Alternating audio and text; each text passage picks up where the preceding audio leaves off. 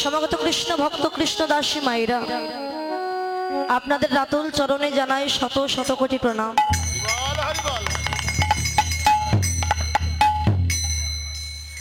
আপনারা পরম সাধুগুরু বৈষ্ণব ভক্তিমতী মায়েরা সকলে অধিক রাতে জেগে বসে আছেন গৌর গোবিন্দের এই লীলা রস আস্বাদন করবার নিমিত্তে। কিন্তু মা, আমি অতি ক্ষুদ্রাদি ক্ষুদ্র নগণ্য জীব বালিকা মাত্র। এই কীর্তন সম্বন্ধে আমার কোনো জ্ঞান নেই যে পরিবেশন করে আপনাদের মতো ভক্তের মনোরঞ্জন করব। কীর্তন যে গাইতে পারি এমন সামর্থ্য আমার নেই। আমি যে বড় পণ্ডিত এটাও বলতে পারবো না আমি, কেননা ভগবানের লীলা কখনো এক বদনে বলা সম্ভব নয়। চৈতন্য চরিতামৃতে বললেন, মোষিত গিরি সিন্ধু সম পৃথ্বী কজ্জল পত্রাং তরুগণ শাখা লেখনী। মোষি শব্দে কালী, গিরি শব্দে পাহাড়। মহাজন পাহাড়কে কালী বানিয়ে নিয়েছে। সিন্ধু সম মানে সাগরকে কালী রাখবার জন্য দোয়াত করেছে। এই বিশাল পৃথিবীটাকে লিখবার জন্য কলম বানিয়েছে। বিশাল পৃথিবীর উপরে যে বৃক্ষ আছে তাদের শাখা প্রশাখা দিয়ে কলম বানিয়েছে মহাজন। আর এই বিশাল পৃথিবী যার কোনো শেষ নেই, এই অনন্ত কোটি বিশ্ব ব্রহ্মাণ্ডকে লিখবার জন্য কাগজ তৈরি করেছে। তবু কিন্তু গৌর গোবিন্দের লীলা কখনো লিখে শেষ করা যাবে। একাধিক সহস্র বৎসর যদি লিখানো গণেশ, তবু প্রভুর এক বিন্দু লাবণ্যের কথা লিখিয়া না হইবে শেষ। গণেশ যদি 1000 বৎসর ধরে লিখতে থাকেন তবু লিখে শেষ করতে পারবেন না। এমনকি শ্রীমতী রাধারানী বলেছিলেন, সখীরি গোবিন্দের লীলা কখনো এক বদনে বলা সম্ভব নয়। বিধি যদি আমাকে সহস্র বদন দিত তবে হয়তো কিঞ্চিত সেই প্রেমের কথা, গুণের কথা বর্ণনা করতে পারতাম। কিন্তু বিধাতা দিয়েছে আমায় একটি বদন, একটি বদনে আমায় কেমন করে সেই গুণের কথা বর্ণনা করব। এমনকি ভগবানের লীলা ব্যাসদেব পর্যন্ত লিখে শেষ করতে পারেন। এই ব্যাসদেবের মনে বড় অহংকার হয়েছিল। কেন না, তিনি তো সমস্ত গ্রন্থ লিখেছিলেন, 4খানা ভাগ করেছিলেন বেদকে। কি কি? সামবেদ, যজুর্বেদ, অথর্ববেদ, আর একটা কোন বেদ? ঋগ্বেদ। এই যে 4টা ভাগ করলো মহাজন ব্যাসদেব। লিখবার পরে তার মনে বড় অহংকার হলো যে কৃষ্ণের সমস্ত লীলা আমি লিখে শেষ করে ফেলেছি। যে লীলা কখনো লিখে শেষ করা যায় না, ভগবানের সমস্ত লীলা আমি লিখে শেষ করে ফেলেছি। তাহলে আমার মতো পণ্ডিত ব্যক্তি জগতে আর কেহ নেই। আর ঘরে থেকে বা কি করব? যায় বনে গিয়ে তপস্যা করি। বনে যাচ্ছে তপস্যা করতে। আর ব্যাসদেবের গুরুদেব হচ্ছেন নারদ মুনি। নারদ মনে মনে বলছো, ব্যাস যে ভগবানের লীলা কখনো এক বদনে বলা সম্ভব নয়, তোমার মনে বড় অহংকার হয়েছে, তার সমস্ত লীলা তুমি লিখে শেষ করেছো। অহংকার আমায় চূর্ণ করতে হবে। নারদ মুনি ছোট একটি পাখি রূপ ধারণ করেছে। চড়ুই পাখি দেখেছেন না? চড়ুই পাখি পাখি রূপ ধারণ করে ব্যাসদেব বসে যেখানে বসে তপস্যা করছে, আর নারদ মুনি পাখি রূপ ধারণ করে ওই সাগরে স্নান করছে। আর তীরে এসে বালি মেখে আবার সাগরে গিয়ে স্নান করছে। একবার সাগরে স্নান করছে, একবার তীরে এসে বালি মাখছে, বালি মেখে আবার গিয়ে সাগরে স্নান করছে। ব্যাসদেব পশু পাখির কথা বুঝতো।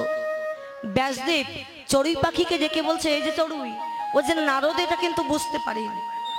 ও চড়ুই, তুমি সামান্য পাখি হয়ে একবার সাগরে স্নান করছো, আবার তীরে এসে বালি মেখে আবার সাগরে গিয়ে স্নান করছো, গা ধরা দিচ্ছ, এর কারণটা কি? তখন চড়ুই পাখি রূপধারী নারদ বললেন, ব্যাসদেব মুনিবর, আমার ইচ্ছে হয়েছে আমি সাগরটাকে বেঁধে ফেলবো, এই বিশাল সাগরকে আমি বেঁধে ফেলবো। তখন ব্যাসদেব বলছে, মূর্খ চড়ুই, সামান্য পাখি হয়ে এই বৃহত্তম সাগর তুমি বাঁধবে কি করে? সামান্য ঠোঁটের বালি দি। তখন চড়ুই পাখিটি বলছে, মুনিবর, সামান্য পাখি হয়ে যদি বৃহত্তম সাগর আমি বাঁধতে না পারি, আপনি বললেন এই বৃহত্তম সাগর কখনো বাঁধতে পারবো না, তো অনন্ত কোটি বিশ্ব ব্রহ্মাণ্ডের মালিক যিনি কৃষ্ণ, সেই কৃষ্ণের লীলা কখনো লিখে শেষ করা যায় না। সেই কৃষ্ণের লীলা আপনি যদি লিখে শেষ করতে পারেন, আমিও ঠোঁটের বালি দিয়ে এই বৃহত্তম সাগর অবশ্যই বাঁধতে পারবো।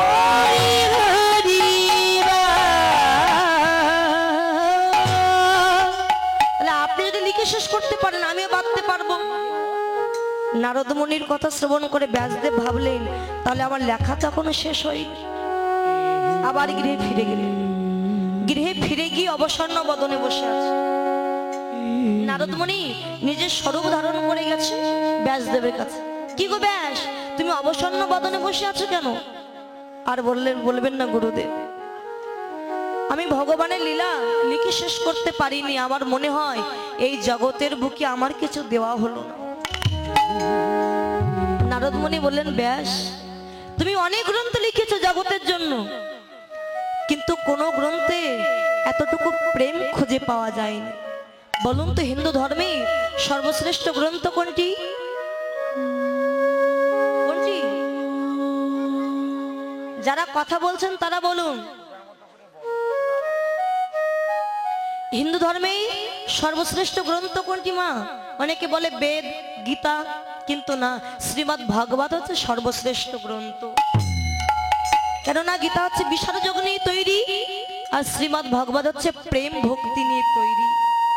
এক ভগবত ভগবত শাস্ত্র, আর এক ভগবত হচ্ছে ভক্তি প্রেম রস পাত্র। ব্যাসদেব, তুমি এমন একটা গ্রন্থ তৈরি করে যাতে করে জগতের কল্যাণ হয়। গ্রন্থ তৈরি করলে, কিন্তু দেবেন কার হাতে? এই যে অমৃত মাখানো লীলা সবার দ্বারা কিন্তু সম্ভব নয়। সিংহীর দুগ্ধ যেমন, সিংহ নয় কিন্তু সিংহী স্ত্রীলিঙ্গ, সিংহীর দুগ্ধ যেমন স্বর্ণ পাত্রে না রাখলে ফেটে চটে নষ্ট হয়ে যায়, ঠিক তেমনি কৃষ্ণ প্রেম সে যদি সোনার পাত্র না হয়, যে কোনো জায়গায় রাখলে তো নষ্ট হয়ে যাবে, হরিনামের অপমান করা হবে।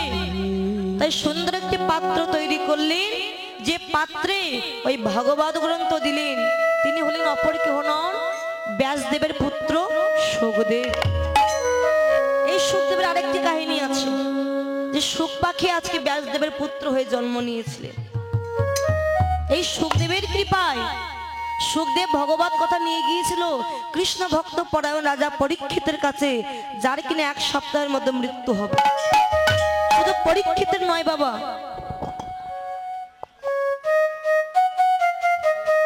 আমাদের সবার কিন্তু 1 সপ্তাহের মধ্যে মৃত্যু হবে। আপনারা বলবেন তা কি করে হয়, এতদিন বেঁচে আছে আর 1 সপ্তাহের মধ্যে যে আমি মরবো তুমি গ্যারান্টি দিতে পারো? অবশ্যই পারি। কেননা যত মাস যাবে, বৎসর যাবে, দিন যাবে, ওই 1 সপ্তাহ দিয়ে কিন্তু যাবে। 7 দিনে 1 সপ্তাহ না, 7 দিনে 1 সপ্তাহ। যখন 1 সপ্তাহ আপনি হিসাব করবেন, শনিবার থেকে শুক্রবার পর্যন্ত গুনবেন, 1 সপ্তাহ হবে। শুক্রবারের পরদিন আবার কি বার আসে? শনিবার। যত দিন যাবে, মাস যাবে, বৎসর যাবে, ওই 1 সপ্তাহ দিয়েই যাবে। তাই যাই করো না কেন, ওই 1 সপ্তাহ দিনে আমার মৃত্যু হবে। হয় রবিবার, নইলে সোমবার, নইলে মঙ্গলবার, বুধবার, বৃহস্পতিবার, একদিন না একদিন আমার মৃত্যু হবে ওই 7 দিনের মধ্যে। তো কৃষ্ণ ভক্ত পরায়ণ রাজা পরীক্ষিত, তিনি ছিলেন রাজার ছেলে, পঞ্চ পাণ্ডবের বংশধর। যখন তিনি ব্রহ্মশাপে জর্জরিত হলেন, আর জর্জরিত হওয়ার পরে চিন্তা করলেন, না, যতটুকু সময় পাই প্রাণ ভরে একটু ভগবত কথা সাধন করব। রাজা ঐশ্বর্য পরিত্যাগ করে গিয়েছিলেন কোথায়? হরিদ্বার। হরিদ্বারে যখন গেছে, আপনাদের মতো অনেক ভক্ত সেখানে আছে, সবাই দেখছে রাজা এসেছে। রাজার জন্য সিংহাসনের ব্যবস্থা করলেন, সোনার সিংহাসন। আপনি বসুন। সুখদেব কৃষ্ণ ভক্ত পরায়ণ রাজা পরীক্ষিত বলেছিলেন, না গো, বিষয় থাকিতে কৃষ্ণ প্রেম নাহি হয়। আমি বিষয় ত্যাগ করেছি, যেটুকু সময় প্রাণে বাঁচবো, আর আমি রাজ ঐশ্বর্য চাই না, সোনার সিংহাসন চাই না। আমি মাটিতে বসে, ধুলাই বসে, ভক্ত মাঝে বসে আমি হরিনাম শ্রবণ করব। তাই দেখবেন যেখানে কীর্তন হয়, এই কিন্তু মাটিতে ব্যবস্থা করা হয় ভক্তের জন্য বসা। চেয়ারও থাকে, তবে মাটিতে বসতে হয়। কেন না, মাটিতে বসলে ভক্ত মাঝারে বসে কীর্তন শ্রবণ করলে প্রেম ভক্তির উদয় হয় দেহে। কৃষ্ণ ভক্ত পরায়ণ রাজা পরীক্ষিত ধুলা ধুলার উপরে বসেছিলেন রাজা হয়েও। রাজা হয়ে ধুলায় বসে কীর্তন শ্রবণ করেছিল, ভগবত শ্রবণ করেছিল।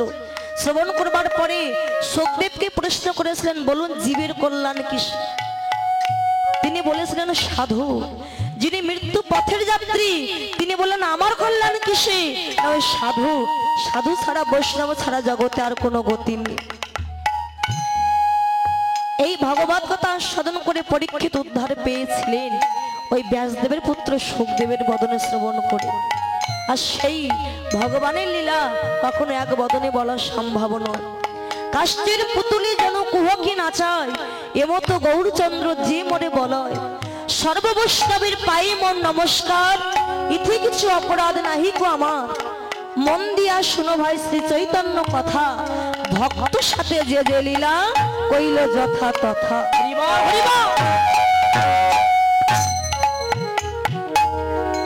পুতুল নাচ সবাই তো দেখেছেন, দেখেছেন না?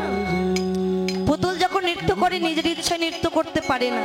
আর আমরা যে পুতুল খেলা খেলি, ছেলেবেলায় কত না খেলেছি পুতুল খেলা।